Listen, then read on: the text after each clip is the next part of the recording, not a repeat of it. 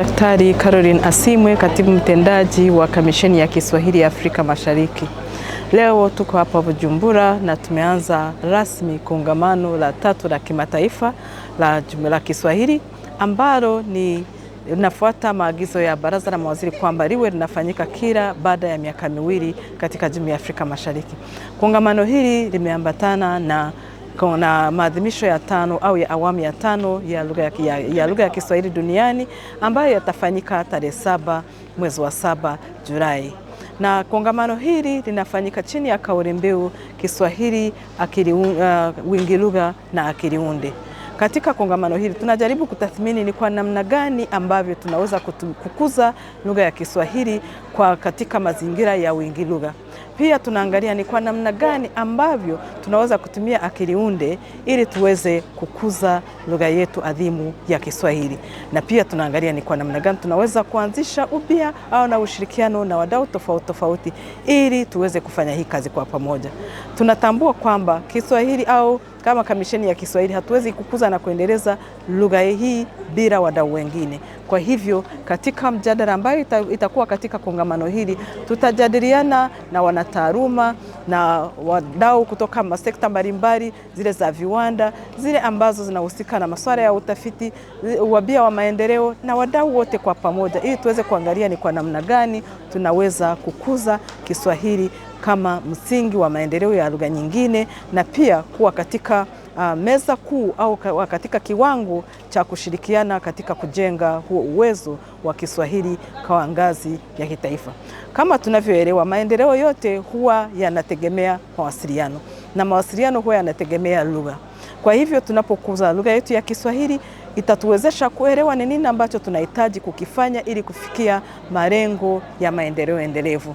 Na kama ilivyo sasa hivi tunajua kwamba Kiswahili ni lugha ya amani, Kiswahili ni lugha ya kidiplomasia, inaweza kuwezesha uchumi wa kidiplomasia, inaweza kuwezesha uelewano katika dunia nzima na hasa kwa upande wetu wa Afrika Mashariki ambapo tunaangalia kama lugha ya mawasiliano mapana.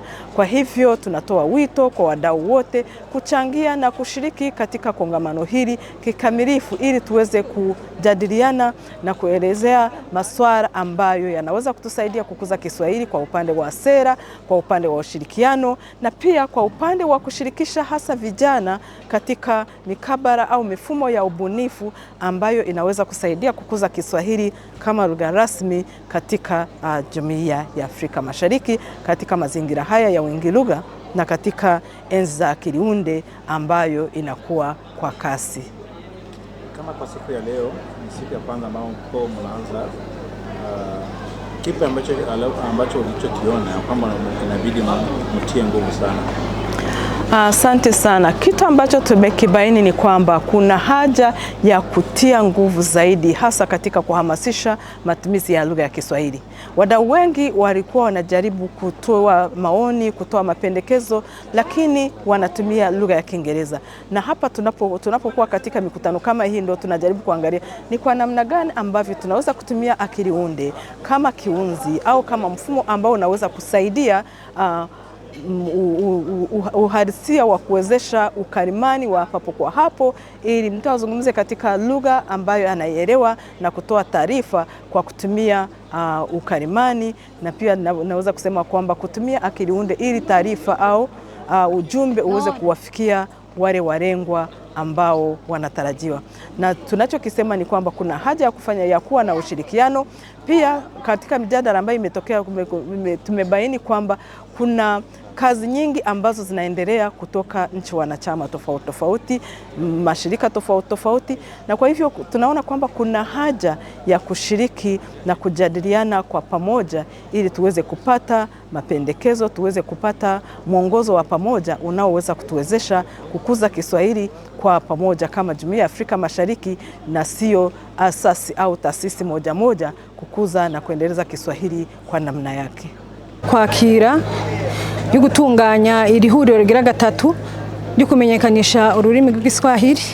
Intumbero y'iri hwaniro ni kugira ngo tumenyekanishe ururimi rw'Igiswahili rushoboye gushika kure aha mu gihugu cacu, mu bihugu byo muri Afrika y'ubuseruko muri Afrika yose, eka mbere no mu makungu urwo rurimi rushoboye gushikayo. Kandi tukabikora tuvuga tuti mu buhingangurukana bumenyi burashikana inkuru kure. Rero tuvuga ati igiswahili naco nyene bikunze tukagishira ku mbuga ngurukana bumenyi cyo shika kuruga tukazosanga twisanze igiswahili gisigaye gikoreshwa no kwisi yose, kubera ko mu buhingangurukana bumenyi butwara inkuru n'ingoga kandi mu mwanya muto, ugasanga ururimi rwashikiriye abantu bose. Rero turashima ko iri hwaniro rigira gatatu ribereye mu gihugu cyacu cy'u Burundi, kuko irigira kane rizoca ribera mu gihugu muri Republika Demokratike ya Kongo. Ego. Mbega none aha mu gihugu cyacu ndetse no mu karere ni intambamyizi mubona kwiragiza cyane iterambere ry'ururimi rw'Igiswahili badihura nacyo? Intambamyi tubona nuko bivanye n'imico n'imigenzo, kenshi usanga ururimi rw'Igiswahili tubona abantu barukoresha kacumenga, hari abaca babona umenga umuntu akoresha ururimi rw'Igiswahili ni umuntu ashirukanye. Niko usanga mu turavye mu vy'imico n'imigenzo benshi tusanga ariko bavyiyumvira. Habanamba turamaze kubona yuko ururimi rurafasha cyane ba mukerarugendo, bigatuma bashobora novuga nti kuvugana nabo bahuriye mu bindi bihugu, kubera ko novuga ati Kirundi turakivuga mugabo sururimi mvamakungu, sururimi rukoreshwa novuga nti kwisi. Mugabo Igiswahili turiko turabiraba ubu ririko ruraza mu ndimi ziriko zirakoreshwa kwisi. Nahora mvuga nti ntambamyi ntizibuze, mugabo turizera ko buke tuzogenda turigisha abantu kugira ngo bakunde urwo rurimi rw'Igiswahili, kuko nago nyene rurakoreshwa mu migenderanire, na cyane no vuga nti haba mu migenderanire haba mu vyerekeye imico kama, ururimi rw'Igiswahili rurakoreshwa cyane. Ururimi rw'Igiswahili rwaremejwe n'ishyirahamwe mpuzamakungu hari umwe mu ndimi zikoreshwa kw'isi. Mbega none nko mu bihugu vya Afrika dufatiye ngaha mu Burundi, muba muriko mukora iki nka leta muri politiki ijanye n'ikoreshwa ry'indimi kugira ngo urwo rurimi ruronke ikibanza kirubereye? Twibaza yuko rwari rukwiye gufatwa nk'ururimi rugira kabiri inyuma y'Ikirundi, urwo rurimi rwacu Abarundi.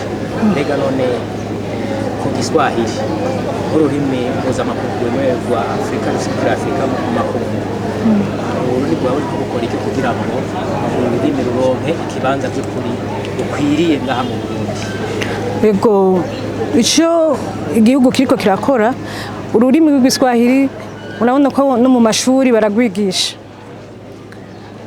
baragwigisha, murabona no mu makaminuza ko hagiye harajaho ibisata byigisha urwo rurimi rw'Igiswahili. Ni kugira urwo rurimi rumenywe n'abantu benshi, kugira ngo rwo nyene rwihe ikibanza mu buzima bwa misi yose, novuga nti bw'Abarundi. Rero ni buke tuzoza turafashanya mu guhimiriza abantu kugira ngo barukunde banagwige, kuko rumaze kuba ururimi mvamakungu. Ni vyiza yuko twese Abarundi tworumenya kugira ngo ruze rudufashe novuga ni kuvugana n'abandi bo mu bindi bihugu bitatugoye, bitarinze kutugora ngo turinde kuja dukoresha novuga nti ubuhinga mvabwenge, tuvuga ati aya ma Google Map kugira ngo ushobore kumvikana n'uwo ushaka ko muvugana canke n'uwo ushaka kugurira ikintu. Naho mvuga ati ni vyiza yuko twobandana twese tugwiga, naho dushaje tukagwiga, kubera turabona muri kazoza rurafise novuga ikibanza kinini mu migenderanire, haba mu by'ubutunzi, mu by'imibano. Ururimi rw'Igiswahili rurafise ikibanza kitari gito. mutwitondore ico mujeje mu Kirundi. Jewe nitwa Munyaneza Aline, nkaba ndi umuyobozi mukuru ajejwe imico kama mu bushikiranganje bwo gwaruka inkino n'imico kama. La conférence internationale sur la langue swahili. Quel est l'objectif de cette conférence? L'objectif de la conférence régionale sur le Kiswahili est de promouvoir la langue swahili pour qu'elle soit parlée par la plupart de notre population, dans l'East African Community ou au monde entier. Oui. Quels sont les défis auxquels fait face cette langue dans sa propagation, cette communauté africaine? Les défis liés à la promotion de la langue swahili, premièrement, ce sont des défis liés à la culture, parce que notre culture ne permet pas la promotion de cette langue, parce que l'appréciation de ceux qui parlent cette langue, on dirait que ce sont des barbares, alors que c'est une langue internationale qui doit être parlée par la plupart de notre population. C'est pour cela, même dans l'objectif de cette conférence régionale, est d'utiliser les réseaux sociaux, l'intelligence artificielle pour que la langue swahili soit plus connue par le monde entier. Oui. L'Organisation des Nations Unies a reconnu le Kiswahili comme l'une des langues qui sont utilisées au sein de la communauté internationale et qui est représentative du continent africain. Alors, via la politique linguistique du Burundi, qu'est-ce que le gouvernement burundais est en train de faire pour que cette langue ait sa place en tant que langue africaine qui devrait être la deuxième langue au Burundi après le Kirundi? Ok. Notre gouvernement, la langue swahili est enseignée au niveau de l'école primaire. Depuis l'école primaire, même au niveau des universités, il y a des options de la langue kiswahili. C'est pour cela que même si c'est peu, c'est dans peu d'universités qu'on enseigne cette langue. Peut-être que dans d'autres universités, on va ouvrir des filières qui vont enseigner cette langue pour qu'elle soit parlée par la plupart de notre population et de notre jeunesse. Merci. Merci.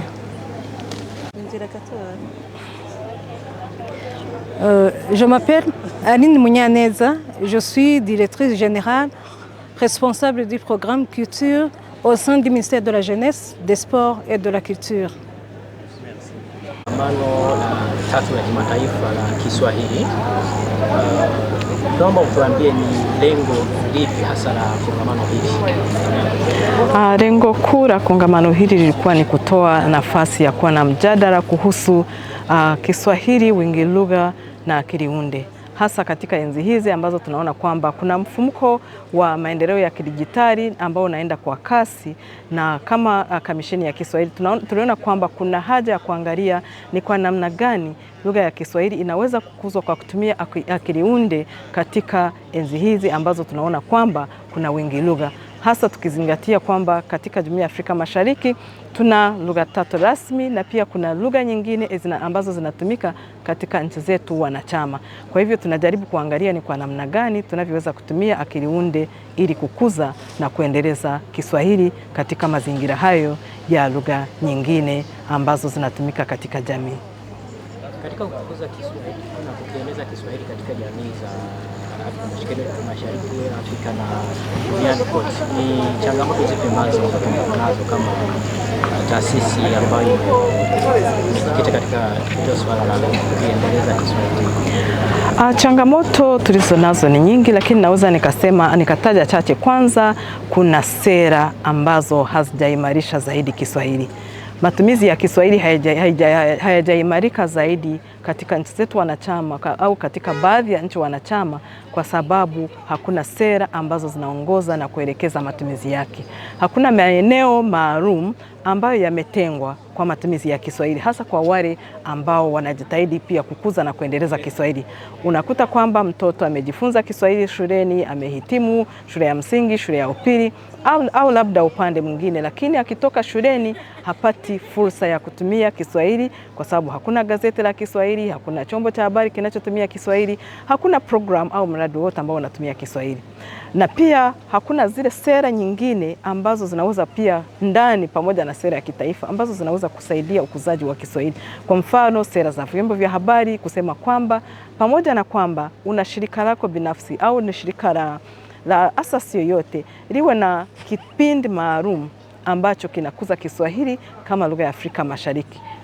Hapo ndipo ambapo tunapata changamoto. Changamoto nyingine tunayoona ni kwamba kuna mtazamo hasi. Watu wanahusisha Kiswahili na historia ambayo si nzuri, wanainasibisha na uhalifu na watu ambao labda walifanya maovu katika jamii, na wanaiona lugha kama ya watu duni, wale ambao hawajaendelea kitaaluma na kimaendeleo. Na hiyo ni changamoto ambayo tunaiona kama Kamisheni ya Kiswahili ambayo tunajaribu kukumbana nayo kwa namna ambayo naweza kusema kwamba ni uhamasishaji. Kuongeza nguvu za uhamasishaji na kuonyesha fursa za Kiswahili hasa kwenye upande wa kitaaluma, upande wa ajira, upande wa fursa nyinginezo, upande wa utalii, upande wa diplomasia, kuonyesha kwamba ukiwa na lugha ya Kiswahili, ukiitumia lugha ya Kiswahili ni fursa ya kuweza kufikia malengo ya maendeleo. Na kama hapa tulipokuwa hapa kwenye kongamano, umeona kwamba tumekuwa na rais wa mahakama ya Jumuiya ya Afrika Mashariki. Na kama anaweza kuongea kwa Kiswahili, inaonyesha kwamba Kiswahili kina hadhi, kwa sababu pia jaji mkuu anatumia Kiswahili. Wanataaluma aliyetoa makala elekezi hapa ni profesa wa chuo kikuu, anatumia Kiswahili na tena anatambua umuhimu wa Kiswahili. Kwa hivyo tukifanya juhudi za pamoja za kushirikisha wadau mbalimbali kama tulivyokuwa tunashirikiana na shirika la Google, wanajaribu kuweka mikakati ya kukuza Kiswahili, inaonyesha kwamba lugha ya Kiswahili ni lugha muhimu. Changamoto ya tatu ni kwamba bado hatujawekeza kwenye lugha ya Kiswahili. Lugha ya Kiswahili ni ya Kiafrika. Sisi kama Waafrika tusipowekeza kwenye hiyo lugha itakuwa ni changamoto, kwa sababu hakuna atakaye kuja kuwekeza kwa kile cha kwetu. Sisi hapa Afrika tunalipia watoto wetu kwenda kusoma Kifaransa, kwenda kusoma Kiingereza, kusoma Kiarabu, kusoma Kihispania, lugha nyingine yoyote, lakini ikifika kwenye Kiswahili inakuwa vigumu kuwekeza huko. Hata kama hapa tukisema kwamba tuwe na kipindi cha Kiswahili, mnauliza ni nani atalipia hicho kipindi kwenye TV yetu, kwa sababu hatujaona ile ari na haja ya kusema kwamba tuwekeze huko tuweze kukuza Kiswahili, lugha yetu ya Kiafrika ambayo imefika kiwango cha kimataifa na kuonesha kwamba ina uwezo wa kuchangia maendeleo endelevu. Kama ninyi mnapangaje kusaidia vyombo vya habari, kwa sababu tumeshagundua mfano kama Burundi na changamoto nyingi ambazo wanahabari wanakumbana nazo, tukichukulia kwamba walio wengi katika elimu yao hawakusoma sarufi ya Kiswahili, ingawaje wanatumia sarufi ya Kiswahili katika kazi yao. Sasa hao mimi kama mnaweza mkapangaje kuwasaidia? Asante sana. Hilo ni wazo zuri sana na tena ni pendekezo letu zuri kwa Kakama. Kwanza niseme kwamba wanahabari ni wadau muhimu kwa Kamisheni ya Kiswahili. Na kama ilivyo katika itifaki ya uanzishwaji wa Kamisheni ya Kiswahili, wadau ambao wanatambuliwa ni pamoja na wanahabari na vyombo vya habari na mashirika ambayo yanaratibu masuala ya mawasiliano kitaifa. Kwa hivyo kama kamisheni tunafanya jitihada za kuwezesha wanahabari pale ambapo inawezekana. Tulifanya utafiti hapo mwaka 2018 ambao ulikamilika 19 na tukaangalia hali halisi ya matumizi ya Kiswahili kwa kila nchi mwanachama. Na ilibainika kwamba baadhi ya nchi zina vyombo vya habari. Lakini changamoto iliyojitokeza ni kwamba wanahabari hao wamejitolea na kujifunzia kazini, wengi hata hawana elimu ya kazi ambayo wanayoifanya. Na kwa hivyo kama tunajaribu kuangalia, pamoja na kwamba sisi tunaratibu swala la lugha, tunaweza kushirikiana na asasi ambazo zinafundisha wanahabari ili tutoe kozi ya Kiswahili. Lakini pia kupitia mradi wa kubadilishana uzoefu wa wadau katika Jumuiya ya Afrika Mashariki, pia huwa tunawezesha wanahabari kutoka nchi mwanachama moja kwenda nchi nyingine ili angalie ni kwa namna gani wanafanya uhariri, ni kwa namna gani wanaandaa vipindi vyao, au ni nini ambacho wanaweza kufanya kuanzisha program ili waweze kusaidiana na kuanzisha program hizo. Na pia tuliwahi kuanzisha chama cha wanahabari, lakini tunajaribu kukihuisha, ambapo na kabla hatujatoka hapa kwenye mkutano huu, pia tutaomba tusajili wanahabari wote ambao wanatumia au wanatoa taarifa kwa Kiswahili ili tuweze kuwaunganisha katika kundi moja, tuwe na mjadala, tuwe na mawasiliano ya karibu, tuangalie na kutoa mapendekezo ni kwa namna gani ambavyo tunaweza kushirikiana katika kukuza na kuendeleza Kiswahili. Kama naweza nikasema kwamba wanahabari tunatambua mchango wao katika kukuza na kuendeleza Kiswahili, na mara nyingi huwa wanachangia au wanajenga msimamo au ile ajenda ya wananchi kuhusu swala fulani. Kwa hivyo tunaona kwamba ni wadau muhimu ambao tungeweza pia kuwasiliana nao, tuangalie ni kwa namna gani tunaweza kufanya kazi kwa pamoja ili tuweze kukuza na kuendeleza Kiswahili. Kwa hivyo mkakati upo na mpango upo na tutautekeleza kwa pamoja, kamisheni na wadau wa Kiswahili, ili tuweze kuangalia ni kwa namna gani tunaweza kushirikiana na kufanya kazi kwa pamoja. Na ili kama yafikie malengo yake, yatekeleze malengo yake, ni kipi waomba viongozi wa serikali za Afrika Mashariki? Asante sana. Viongozi wa Afrika Mashariki, kwanza ninaomba nitoe taarifa kwamba kuanzia ngazi ya juu ambayo ni ya wakuu wa nchi wanaunga mkono swala la Kiswahili. Walishatoa kauli kwamba Kiswahili iwe lugha rasmi miongoni mwa lugha rasmi za Jumuiya ya Afrika Mashariki. Pia marais wetu ambao ndio wanakuwa kwenye hicho kikao cha wakuu wa nchi waliagiza kwamba maamuzi yao yatekelezwe. Waliagiza baraza la mawaziri. Utekelezaji huo baraza la mawaziri uliukabidhi kwa Kakama. Sasa tunaona kwamba wao wana mustakabali wa Kiswahili, lakini utekelezaji ni wa kwetu. Sasa kingine ninachokisema ni kwamba wasisitize utekelezaji hasa kwa upande wa Kiswahili, wawekeze kwenye Kiswahili, lugha yetu ya Kiafrika, lugha yetu adhimu, isibaki nyuma. Kwa sababu tukiwekeza kwenye masuala ya forodha, tukiwekeza kwenye masuala ya miundombinu, tukiwekeza kwenye masuala ya afya bila kuzingatia swala la mawasiliano, hatuwezi kufikia malengo yetu, kwa sababu hayo mambo yote ambayo tunayazungumzia yanahitaji mawasiliano, na mawasiliano lazima uwe na lugha ya mawasiliano mapana. Na kwa upande wetu sasa hivi hatuzungumzii tu kijiji kimoja, nchi moja, tunazungumzia Jumuiya ya Afrika Mashariki na dunia nzima, kwa sababu sasa hivi lugha ya Kiswahili inatumika kimataifa. Na kama nilivyosema hapo awali ni kwamba kuna haja ya kuweka mikakati ya kuwawezesha wananchi wetu ili wapate fursa ambazo zitajitokeza. Kwa sababu kama sasa hivi ukitaka kazi Umoja wa Afrika ni lazima uwe na angalau lugha 2 rasmi. Pale lugha moja ya Afrika ambayo iko pale Umoja wa Afrika ni Kiswahili. Hapo ukiwa na Kiswahili na Kiingereza, Kiswahili, Kifaransa, Kiswahili, Kiarabu utapata kazi.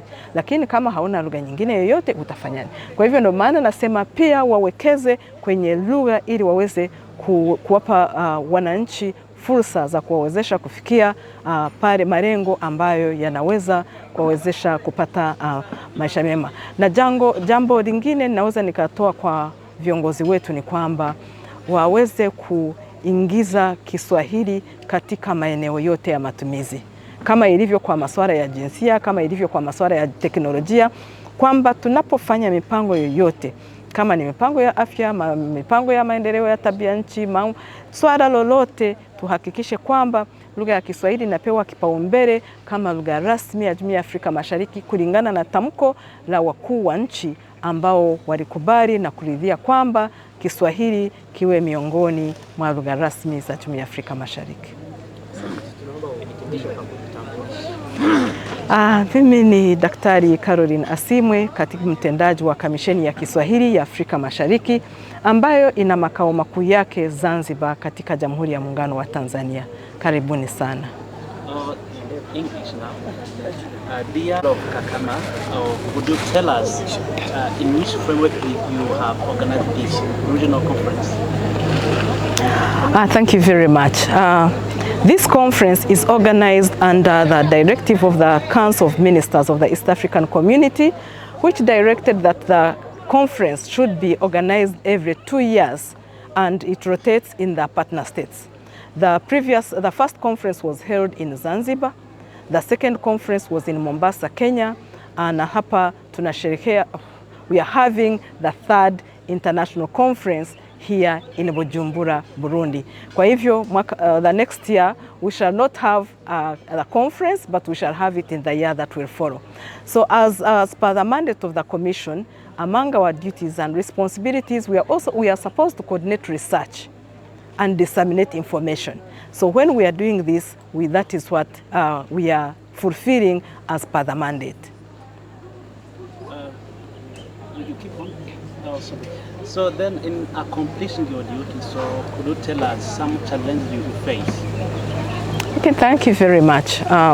Maybe if I can first add on the first step I mentioned, I wanted to say that this conference is organized under the theme of Kiswahili, multilingualism and artificial intelligence. Here we are trying to see how can we promote Kiswahili in our multilingual community while leveraging on artificial intelligence. We are bringing here stakeholders from different backgrounds. We have policymakers, we have the industry, we have researchers, we have youth innovators, we have all Kiswahili stakeholders. They are here to discuss what can we do to promote Kiswahili in this multilingual society using AI.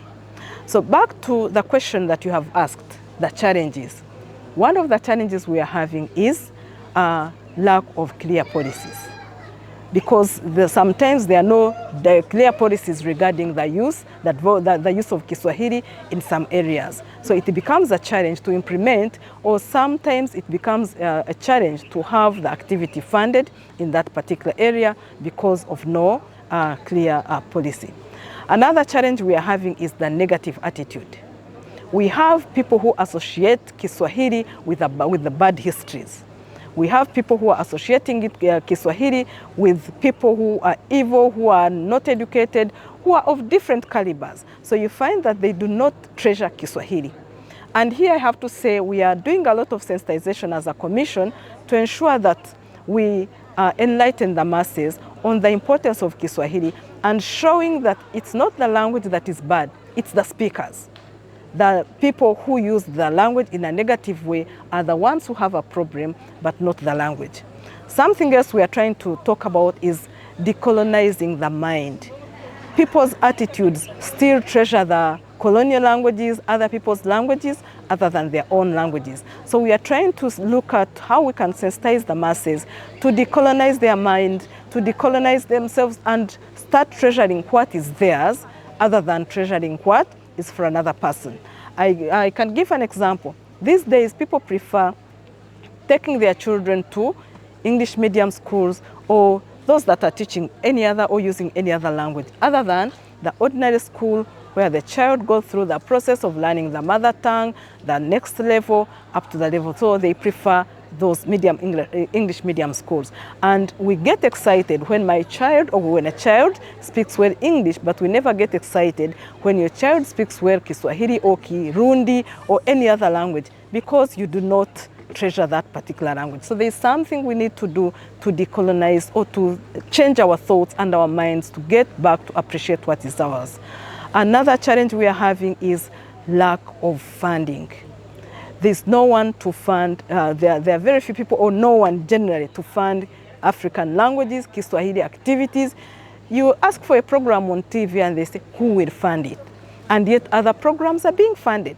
So this is something that needs also to be invested in so that we can promote what is ours and get it to stay at the global scene where it has reached. Because we need to enlighten the masses to know that this is a global language that has the advantage of uniting us, has the advantage of putting us together in a diplomatic way to discuss diplomatic issues that can make us work together for economic development and for unity and peace in a global world, as our international theme by UNESCO says this year, linking Kiswahili with peace and diplomatic economic diplomacy. So we need to work together towards that as a team. So some of the challenges, of course, huwa zinatokea tu.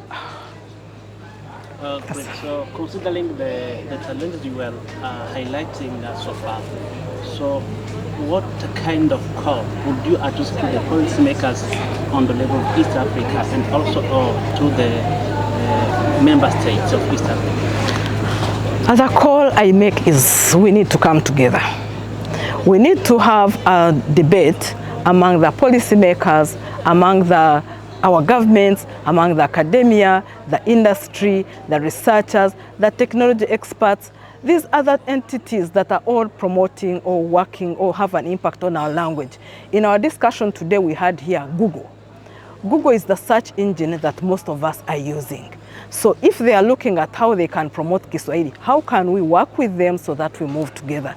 Because if you work on it, someone works on it, but the search engine is the other one. So if we are not working together, it will be a little bit difficult or tricky. So we need to work together to see how we can harmonize what we are working on to promote the language. And then we need to look for the low-hanging mangoes that can make us reach far faster. As we cannot, our technology does not wait for policies, does not wait for decisions. It is moving at a terrible speed. By the time we finish up putting our policies in place, maybe it is already at level 7 when we are for us analyzing what was at level 1. So we need also to look out for strategies on how we can work together to enable the systems move as we lay the ground for the policy issues. And I also want to say that we need to bring the teams together, to work together so that implementers do their part, the policymakers do their part, and as the industry does the part.